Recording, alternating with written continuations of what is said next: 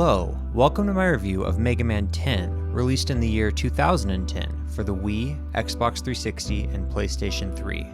Oftentimes, Mega Man 10 seems to sit in the shadow of Mega Man 9, or the two can be lumped together when people discuss the series. But I think Mega Man 10 is actually quite different than Mega Man 9, and deserves to be examined on its own.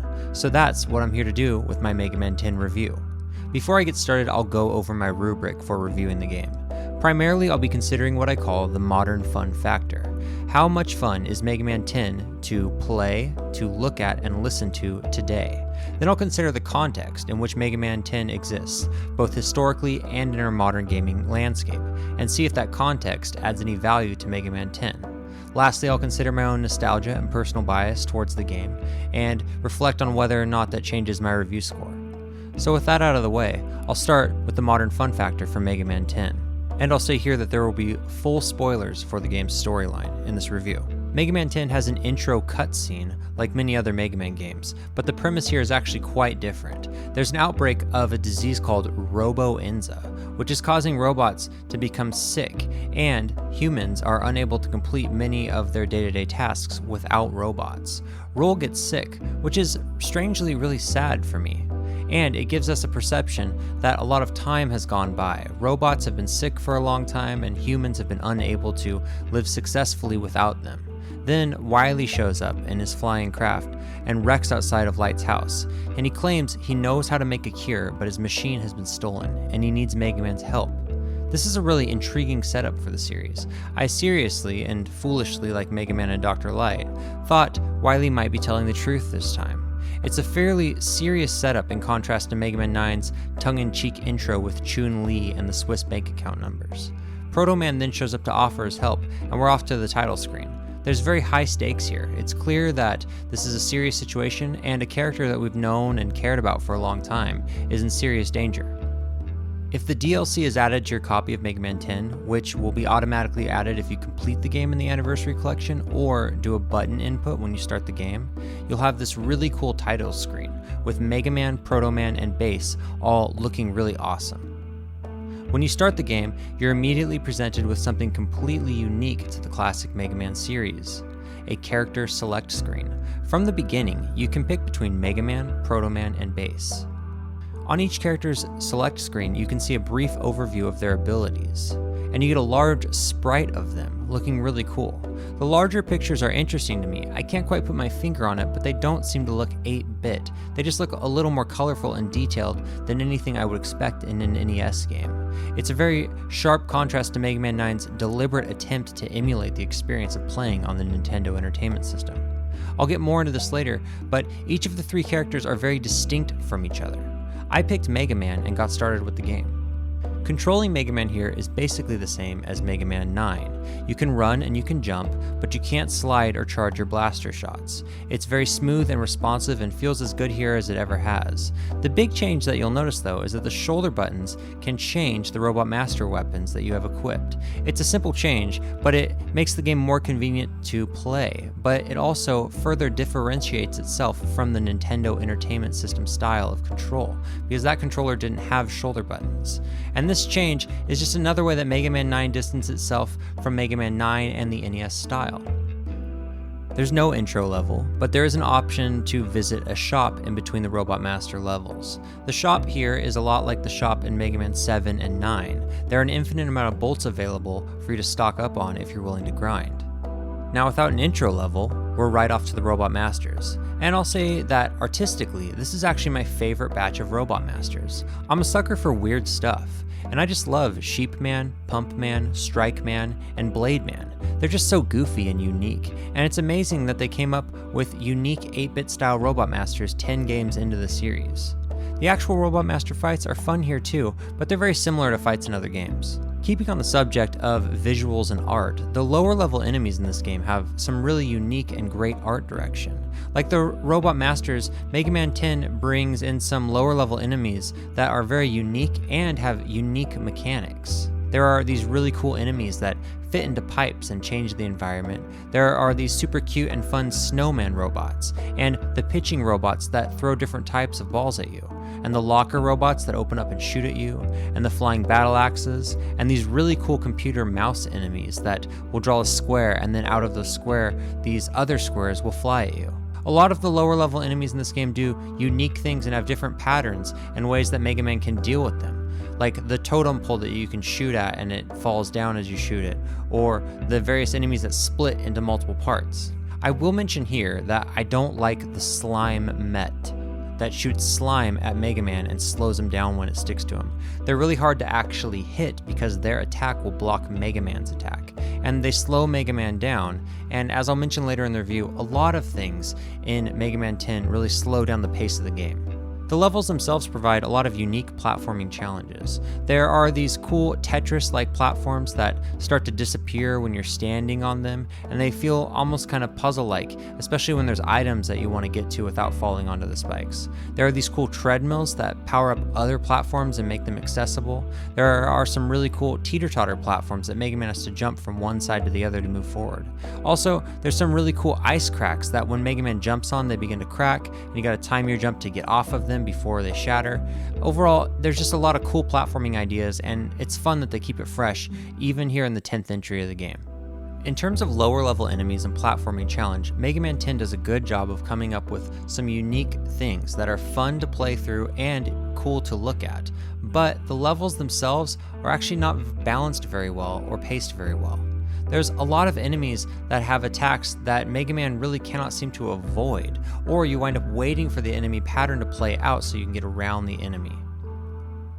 I wound up getting hit more times in Mega Man 10 than in any other Mega Man game. I also wound up waiting for things to happen a lot in Mega Man 10, like the sandstorm. It's not as bad as in Mega Man 7 when you would wait for the robot to put the giant truck in reverse, or wait for the giant T-Rex to come, or wait for Wily to walk out slowly. It doesn't make you wait around as much as that, but still, Mega Man 10 has a lot of situations where you either wait or take damage. And overall, it's much slower paced than Mega Man 9 was. There are some cool mid-bosses in this game, like the enemy that has the conveyor belts that cause it to light up, then you can attack it. There's also these really cool two birds that you fight and this castle. These are cool looking fights that are fun, but what kind of sucks about them is that you wind up waiting a lot for them to go through their phases because there's situations where you can't do any damage to them, and they take a lot of damage. So again, it's a slow-paced fight, in contrast to the fights in Mega Man 9, where once you got them figured out, you can go through them pretty quick. Now, while I did find myself waiting around or taking a lot of damage in Mega Man 10, I didn't die a lot because I got to use a lot of items. In previous Mega Man games, the items were pretty well balanced, and you would either have to grind a lot to get more E-Tanks, or there were ways that it severely limited how much you could have. But Mega Man 10 is balanced much differently.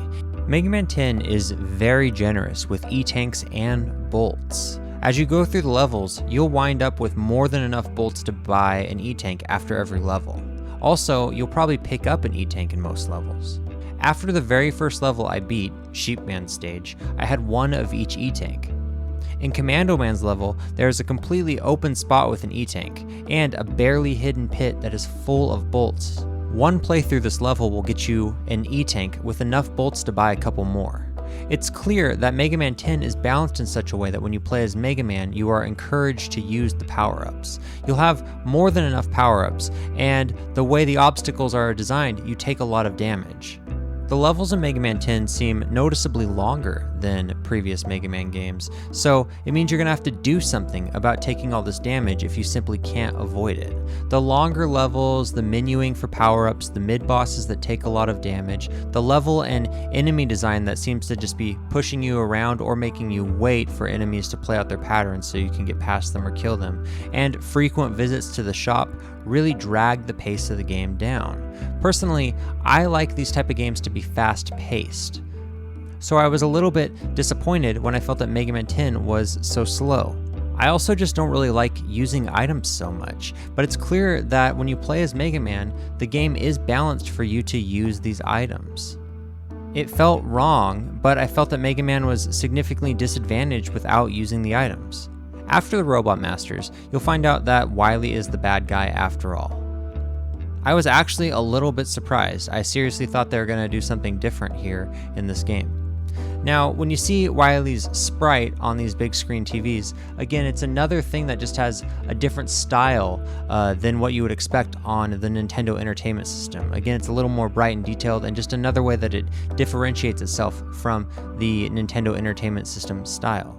Now, Mega Man gets sick with Robo-Enza, but Roll gives him her share of the Robo-Enza vaccine, again, raising the stakes and making things feel more personal. Now we're off to Wily's castle.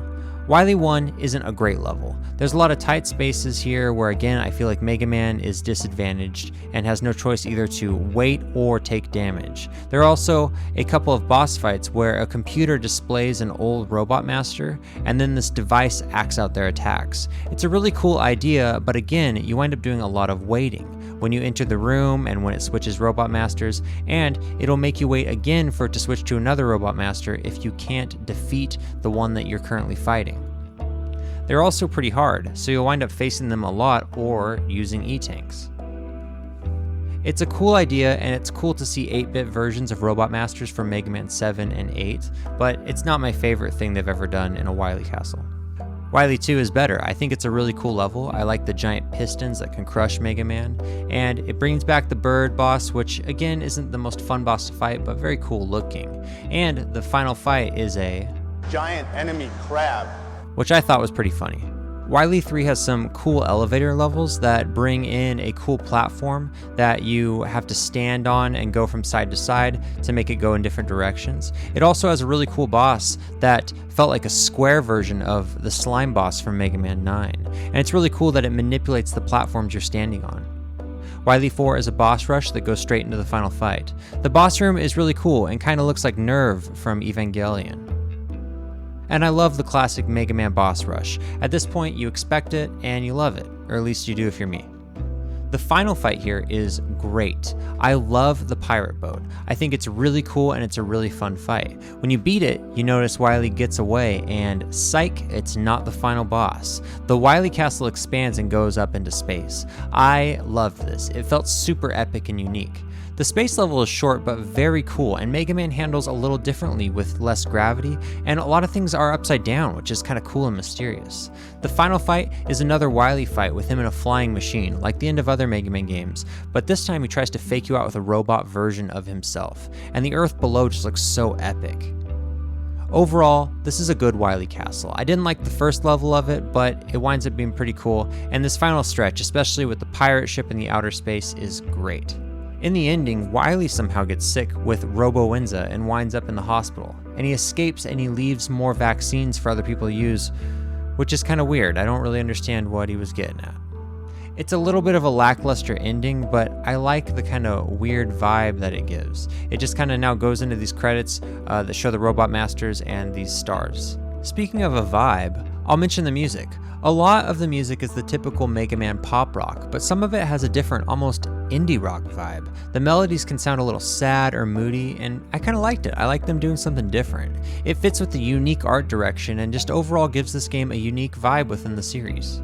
Now I've got to go back and talk about Proto Man and Bass. These two playable characters are not just slapped on, they control very differently and make the player approach the game in a completely different way. Bass stops running when he shoots, but he can shoot his machine gun blast in multiple different directions, and it's a very powerful weapon. There are enemies that Mega Man can't quite get when he jumps, and it's clear that Bass would be able to make easy work of these enemies. He can also dash and jump like X does in Mega Man X. Instead of using a rush jet or a rush coil, Treble comes and turns Bass into this flying super bass for a few moments.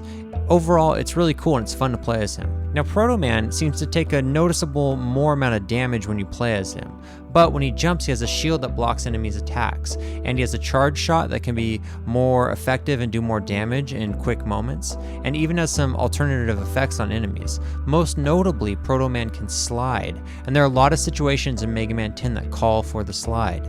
Between sliding and using the shield, it's clear that these challenging portions of the game where Mega Man takes a lot of damage were really designed with Proto Man in mind. It's also worth noting that Proto Man and Base have different shops with different sprite arts and dialogue, and the items are priced differently, which again leads me to think that the Mega Man playthrough is balanced for you to buy more E-Tanks, whereas these playthroughs are balanced a little differently. And it might have been my imagination, but playing as them, I felt like there were less bolts available for me. Playing with Proto Man in particular gave me a feeling that the game isn't designed with just Mega Man in mind. I wonder if they considered making this a Proto Man spin-off, or maybe Mega Man was going to get sick with Robo-Inza and Proto Man would be the hero. I don't know. Either way, it's clear that Proto Man's slide and shield make the level much more easy and fast-paced. Mega Man is clearly less capable than Base and Proto Man, and you can tell this at the level select screen when it shows their abilities. I just didn't understand that the levels would be designed in such a way that Mega Man would feel almost handicapped if you didn't use the items. I just wish they had designed this just a little bit differently, either giving Mega Man a slide or allowing you, the player, to switch between which robot you're using throughout the game. I also do want to mention that the Robot Master weapons are pretty useful throughout the levels, but they're also useful in the boss fights. So again, as Mega Man, you have a really challenging decision to make. Do you want to use your Robot Master weapons during the level, or do you want to save them for the boss fight? But then I'll also mention that there are E-Tanks that you can buy pretty easily that will fill up your Robot Master weapons, again leading to that feeling that a Mega Man playthrough of this game really is designed for you to use a lot of items and get a lot of bolts. Overall though, I sound like I'm complaining, but I'll say that the modern fun factor for Mega Man 10 is really good. Yes, the pacing and design are a little bit off from the excellence I might have been expecting, and it's a little bit disappointing to play through as Mega Man when the game is clearly balanced towards Proto Man. But the creativity and the overall unique vibe of this game are awesome. And there are still many great platforming moments in the game, and it really hits more than it misses.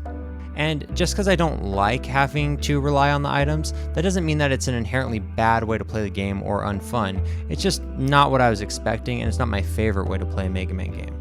I'll also probably say, if you count from the pirate boat fight to the outer space fight, this is my favorite Wily fight in the series. I really liked it. It wasn't as challenging or hard maybe as some of the other games, but it was a lot of fun. And I'll also restate, because video games are visual and you look at them, so the art style is very important to my enjoyment of them. Visually speaking, this is my favorite batch of Robot Masters. Strike Man, Pump Man, Sheep Man, they're just super cool and funny to me, and I really liked them. Now, we gotta look at the context of Mega Man 10. Now, I don't think it's any surprise or secret to the Mega Man community that, generally speaking, Mega Man 10 is somewhat forgotten. Between the release of Mega Man 9 in 2008 and the release of Mega Man 10 in 2010, the gaming world changed a lot. Mega Man 9 and the game Braid were only 2 months apart in their release, so there's plenty of time after Mega Man 9's release to shape gaming culture into something that really valued these 2D, smaller scale games. The original version of Spelunky also came out later in 2008, and Super Meat Boy came out the same year as Mega Man 10. Mega Man 9 came out in a world in which new 2D platformers were kind of novel and not something we had seen a lot of at the time, whereas when Mega Man 10 came out, there had not only been new 2D platformers, but great new 2D platformers that people were really excited about. Also, Fez was just over the horizon, a beautiful game with 2D gameplay and some 3D gimmicks, which are really cool, and a retro style. So again, retro 2D games were not a novel new thing like they were when Mega Man 9 came out. Also, Mega Man 9 got a lot of attention for being difficult, but difficulty was becoming mainstream again since the launch of Demon's Souls in 2009. 10 didn't get the same attention for being difficult. Now, while it's clear and I think fair to compare Mega Man 9 and 10, I don't think it's fair to just lump them together. I think they're both very different, and I think Capcom and NT Creates were trying something really different with 10.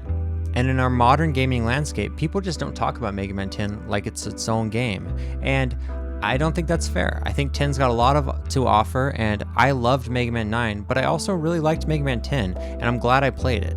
I think it's got, again, really cool Robot Masters from an artistic design point. There's a lot of quirky, unique vibes in the game from the music and the art direction and the lower level enemies. A great final stretch with Wily. So this game has its own cool things to offer. Mega Man 5 and 6 feel much more similar and easy to lump together than Mega Man 9 and 10 are to me. Now, when I consider my own nostalgia and personal bias towards Mega Man 10, it's really strange to me. I really just completely missed Mega Man 10. I didn't play it when it came out. And it's kind of like Mario Galaxy. I loved the first Mario Galaxy, but I barely touched Mario Galaxy 2 when it came out in 2010. Just like I loved Mega Man 9, and I didn't really even pay attention to Mega Man 10 when it came out. I was really into Demon's Souls and Modern Warfare 2 and Red Dead Redemption at the time, so maybe there was just other games that had my attention, but I feel like I would have liked this game if I'd given it a try. But my nostalgia doesn't really change my review score for this game. So in conclusion, I'm going to give Mega Man 10 an 8.5 out of 10. Overall, I really liked it.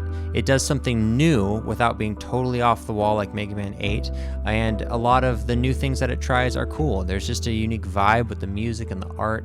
It's really creative. There is some fun, unique platforming gimmicks in the game that are really cool. I don't really like that the game is balanced in a way that penalizes Mega Man and encourages you to use items and spend a lot of bolts. I don't think that's really a fun way to balance a Mega Man game, but maybe that's just me. So again, I'll state that I really liked Mega Man 10. I think that people should consider Mega Man 10 completely on its own and, enjoy it for what it is or hate it for what it is, right? It's very different from Mega Man 9, but very good, I think, in its own right. So what do you think? Let me know in the comments below if you like Mega Man 10 or if you hate Mega Man 10. I appreciate all the likes and subscribes and comments that y'all are giving me. It just means the world to me. And next up is Mega Man 11, which is the last of the classic series. So I guess I got to figure out what to do next. So thanks again for watching, everyone, and have a good day.